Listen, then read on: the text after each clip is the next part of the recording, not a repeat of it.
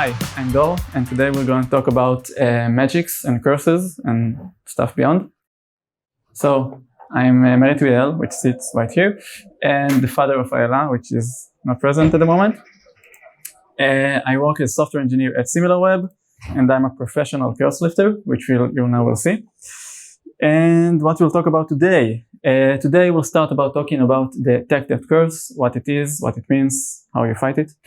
We're going to practice some refactoring. We're going to sniff some code smells. We're going to talk about some guidelines. And finally, we'll get a glimpse of the future. Okay? But first, we'll start with a story. It started beautifully. The research was thorough. The design was simple. Concerns were separated. The test coverage was high. Documentation was clear. Basically, product managers were happy. Until many feature requests started to pile in, so some minor compromises had to be made. Abstraction layers became a bit fuzzy, and logic got a bit mixed with your implementation. So stuff like duplication started to emerge, and test coverage dropped. So basically, production layers became there, and we had some very surprising conditions in very unexpected places. Welcome to the engineering hell I call the tech debt curse. Okay? It dies at the end, but the tech debt curse is where you don't want to be. It's a state in which your code is working, but you're not really sure how or why. It's a state in which you're afraid to touch something because you're afraid to break it. It's a state in which your tests are no longer relevant, if you have any. It's a state in which your future self will probably think bad things about your present self. And it's a place in which your code smells. A code smell is a surface indication that usually corresponds to a deeper problem in the system. That usually means that your code is working, but it's going probably in the wrong direction.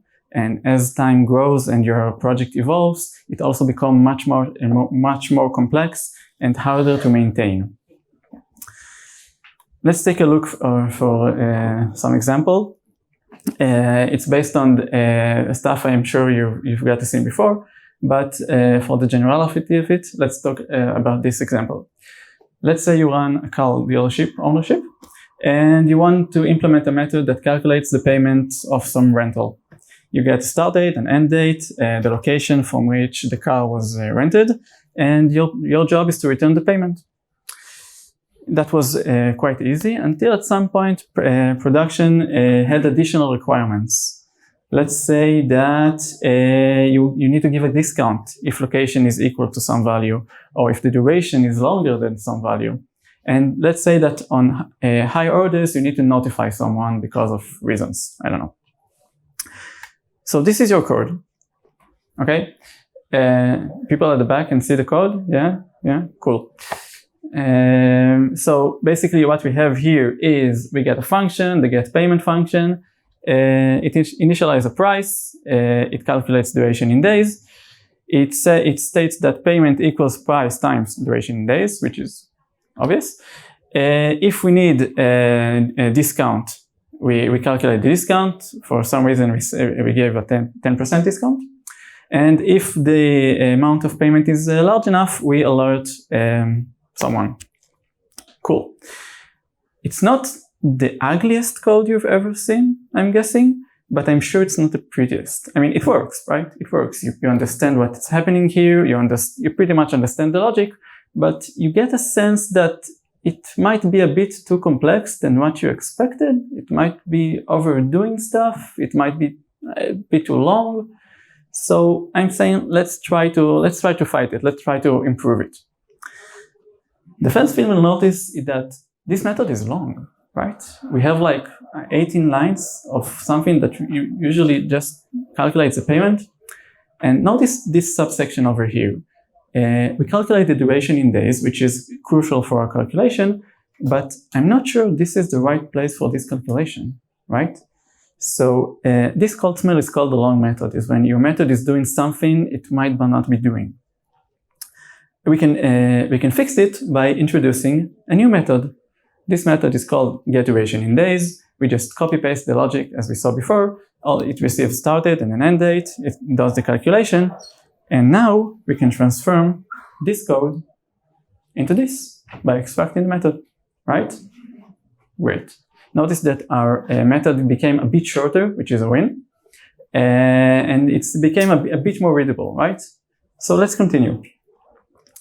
The next thing we want to address is this segment over here.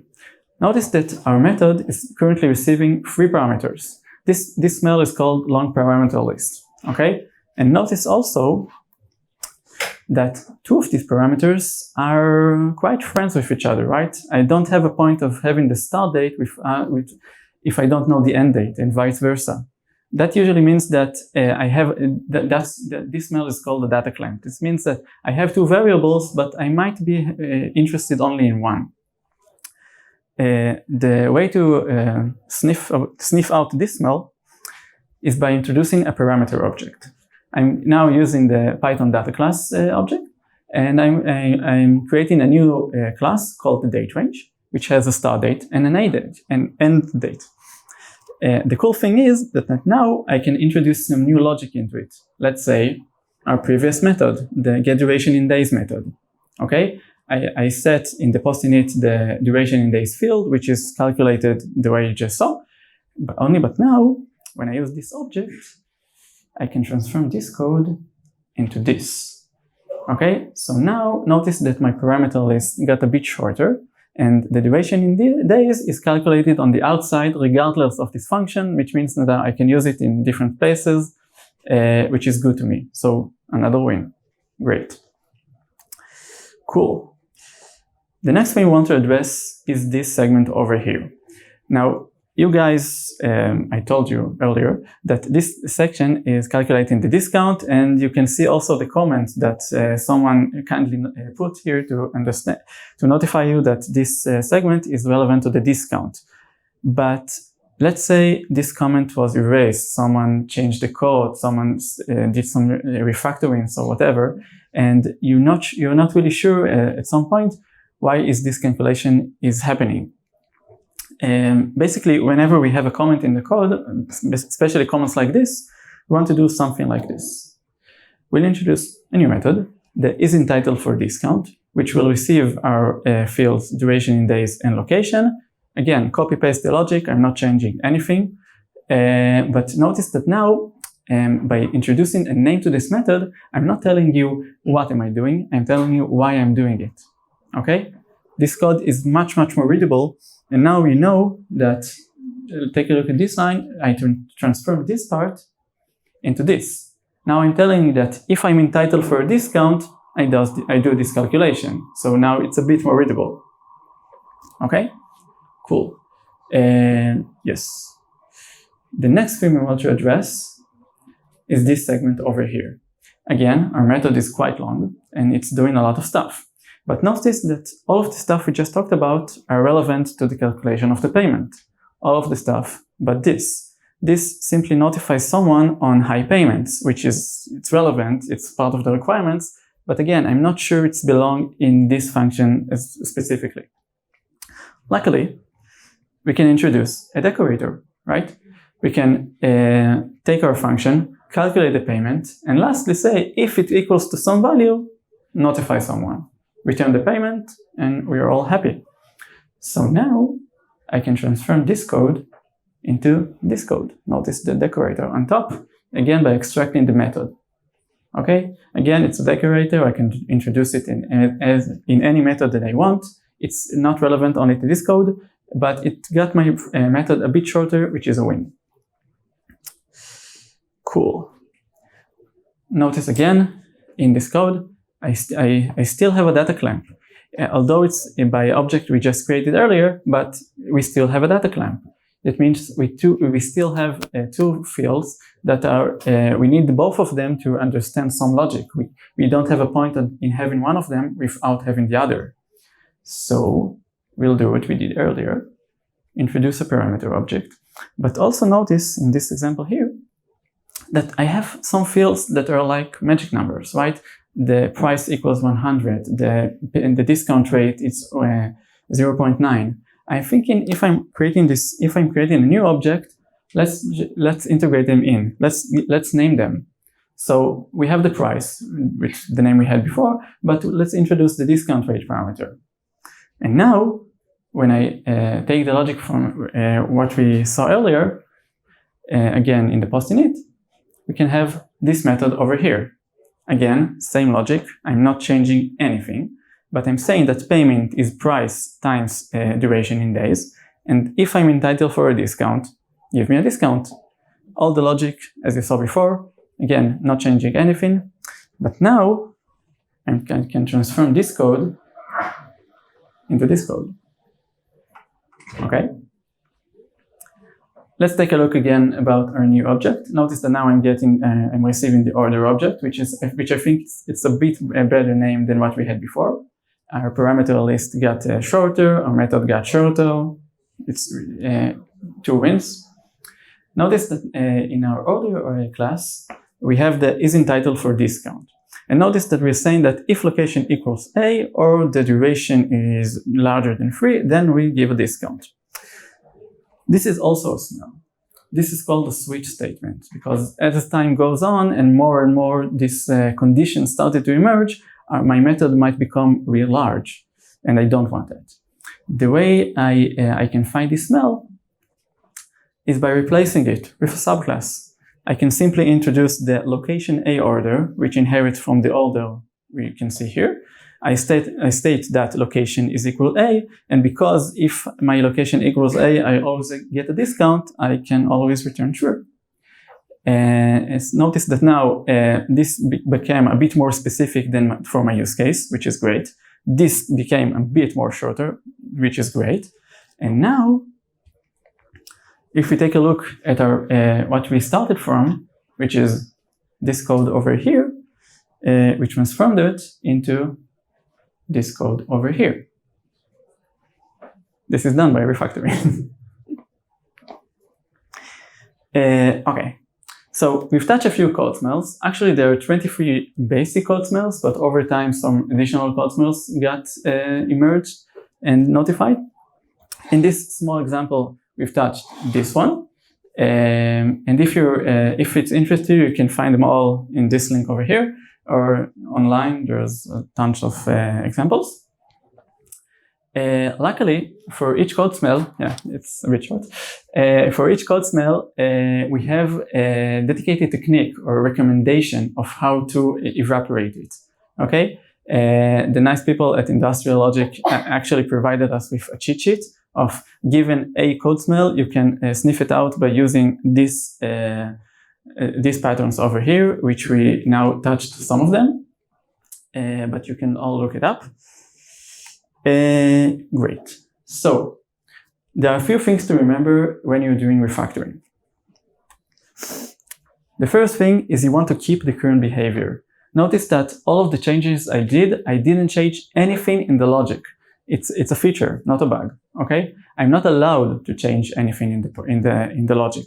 When I'm doing refactoring, I'm not adding a new feature. I'm improving my code. I'm stylishing my code. Okay, I make it better for it to last longer. That doesn't mean I can change the logic.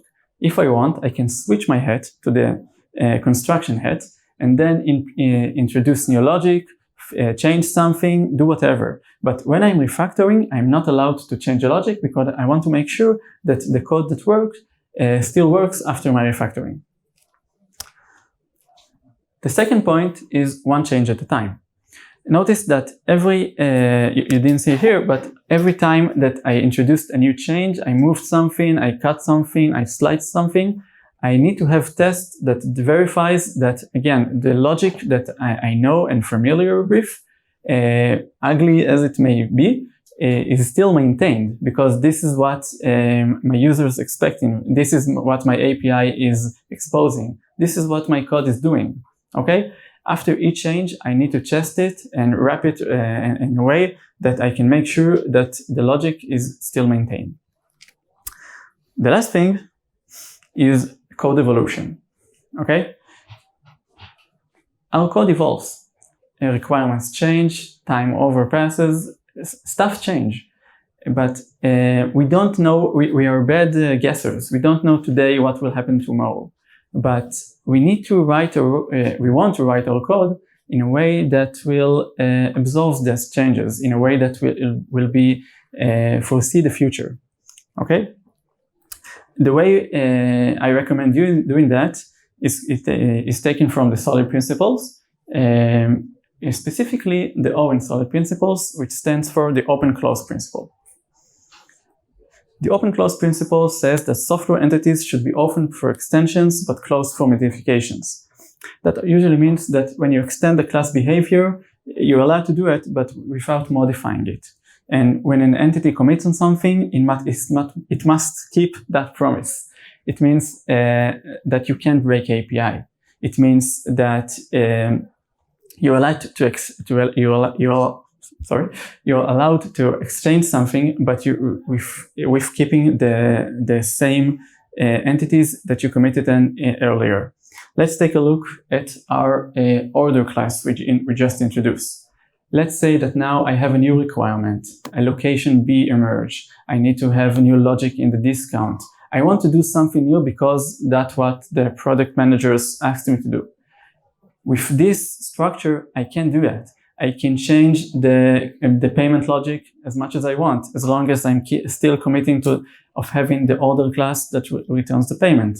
I can introduce new location. I can introduce new fields. I can introduce new whatever I want, as long as the core structure of the logic is kept. So the people that are using my code knows what to expect. The stuff I just talked about and all of other great ideas are not new. They come from these books, and if you're interested in any of the stuff we just talked about, you're more welcome to further read them.